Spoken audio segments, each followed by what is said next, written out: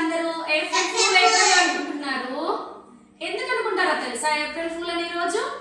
తెలియదు కదా, తెలియకుండానే అనుకుంటారు కదా. నేను చెప్పనా ఎందుకో? ఎందుకంటే ఇంతకు ముందు మనం జనవరి 1 జరుపుకుంటాం కదా. జనవరి 1 న్యూ ఇయర్ గా జరుపుకుంటాం.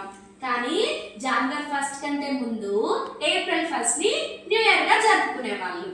ఏప్రిల్ 1 ని న్యూ ఇయర్ గా జరుపుకుంటూ కొన్ని రోజుల తర్వాత ఏం చేశారు? దాన్ని జనవరి 1 కి చేంజ్ చేశారు. న్యూ ఇయర్ ని ఏప్రిల్ 1 నుంచి జనవరి 1 కి మార్చారు.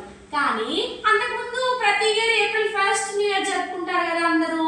తెలియక జనవరి 1 కాకుండా ఏప్రిల్ 1 ఎప్పుడు వచ్చినా కూడా హ్యాపీ న్యూ ఇయర్ అని చెప్పుకునే వాళ్ళు కొంతమంది. వాళ్ళని చూసి అందరు ఏమనేవాళ్ళు? ఏప్రిల్ ఫూల్ అని పిలుచుకునే వాళ్ళు.